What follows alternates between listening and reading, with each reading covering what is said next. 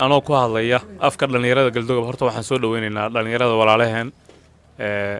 beesha saacad aad iyo aad baan ugu faraxsanahay inaan maanta isu nimid ilaahayna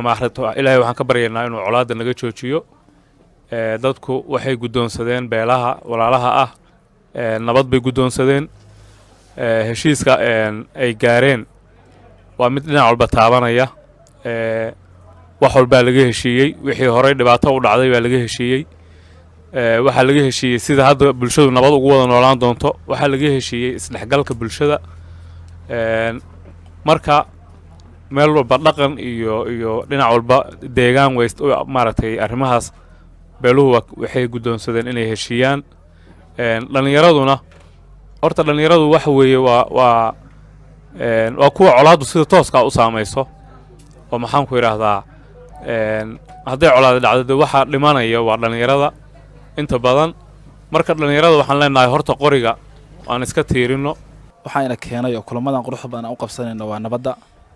waxaan rabnaa kulankeenan inaan ku ballanno haddaynu dhahay dhalinyarada labada dhinac aan u ballanno sidii nabadda halkan laga yeegleelay aan ugu noqon lahayn garbo mudug waxa lagu xamad jiray sida walaalkii maxamed sheegay inay tahay xarunta colaadda oo sanad walba waxa la oran jiray ma December baa dagaal ku dhacaya mise October runtii waxaan aad ugu faraxsanahay inay mudug noqotay xarunta nabadda Soomaaliya laga bilaabi doono insha Allah labada beelood ee halkan ku heshiiyay oo nabadda halkan ku qaatay waxay tusaale fiican u yihiin dhammaan ummadda Soomaaliyeed meel walba joogaan ilaahay waxaan ka baryaynaa nabadda halkan laga yeegalay inay gaadho guud ahaan Soomaaliya inay noo soo celiso dawladdeena xooga badnayd inaan adduunka ka noqono xubintii aan ku lahayn runtii walaalayaal annagu waxaan ahay dhalinyaradii xagga ka timid deegaankaas gobolka mudug ka timid galmudug waxaan u nimid walaalaheen reer Puntland gaar ahaan reer Galdogob waxaan runtii shirka nabadda inaan uga faa'iideystaan rabaa kilibkayga ah nabad baa naas la nuuga leh runtii nabadda annaga u baahan dhalinyarada u baahan qofka baahida ugu badan u qaba waa dhalinyarada annagu dhalinyarada deegaanka nahay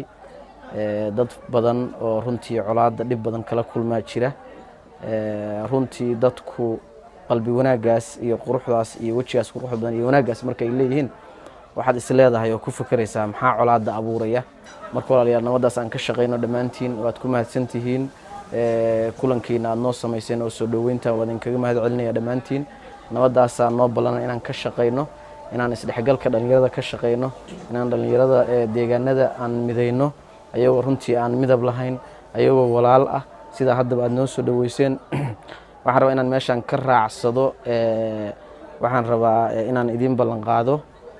casuumad sharafeed ayaa jirta deegaankii aan rabno inaan kugu samayno anoo ka wakiila dhammaan dhalinyarada gobolka mudug waxaan rabaa inaad iga ogolaataan casuumaadaas waqtigeeda iyo waqtiga aad heli kartiin waa juuska idinka iska leh laakiin casuumaadaas aan rabnaa inaan idin samayno ayadoo aan waardiyo wadan ayadoo runtii cidna aysan daba socon annagoo isku kalsoon waxaan rabnaa deegaankii inaan tagno waqti badan soo qaadano qurux badan haddaad u baahantiin ilaa iyo hobyaan idin geynaynaa haddaad u baahantiin ilaa iyo dhuusamareeb haddaad u baahantiin meeshii kale aad u baahantiin annaga waan idin jecelnahay walaalahin baa tihiin nabadda meeshaas ka dhacday soo dhowaada casuumadaas waqtigeeda idinkaa laydinka rabaa baan leenahay dhalinyarada galmudug oo noo timid aad iyo aad baan ugu faraxsanahay dhalinyaradu waxay ku soo celisay in la isguursado wareedhay sacdi leelkaas oo kala saarneen oo la kala furfuri waayay markii kan abtiga baa dhalay eedada baa dhashay barti baa dhashay isku wada eeg bay noqdeenbo marka waxaan leeyahay guurku dhibaatooyin badan uu keenaa wanaag badan uu keenaa aalaaba rag waxay ku soo celinayaan gabdhaha wiilal hal isii war ha is doortaan ay ku baan leeyahay anu yaan la isisiinina sida wiilka hore uu yiri maxay tahay kuwana hayma xaq ka tagan kuwana xaq ka tagan ha is doortaan baan leeyahay anu taas fikirkayga ma sha Allah baan leeyahay waxaan kaloo leeyahay galmudug waa dalkeena hooyo aniga hadda nila hadlayo waxaan ku dhashay dhuusamareeb Galdogob ma dhalan marka waxaan walaalay kala baadiyoobay oo kala fogaaday oo colaad kala dhex gashay marka maanta alxamdulillah rabbil caalamiin isbaaradii maartay colaadda ilaahay baa naga qaaday baan leenahay insha Allah wiil iyo gabar colaad ka shaqeyn jiray maanta waxa ka shaqeynaya nabad marka waxaan aad iyo aad ugu faraxsanahay maanta galmudug dhalinyarada sacad dhalinyarada leelkaas oo isku bajin jiray oo ilmuhu aaminsanaan jiray markay sacad anaq maraan moogta dhalinyarada waxay aaminsan hawiye soo eg yahay oo hadda dhahayo hooyo hawiye waa dad caadi marka aad iyo aad maanta u faraxsan inaan miis wada fadhino oo wada cunteynayno oo isla cabayno oo isku hambeynayno oo leen iyo cab iyo cun ay taagan tahay waa wax aad iyo aad loogu farxo waxaan kaloo leeyahay walaalkeena nuurdiin aad iyo aad buu mahadsan yahay aad iyo aad baan u daneynaa inaan galmudug tagno soo marti qaadno sawirro ku soo galno maxay toole isdhexgal bulsho u bilowdo oo ilaa isdhexgalka bulshadu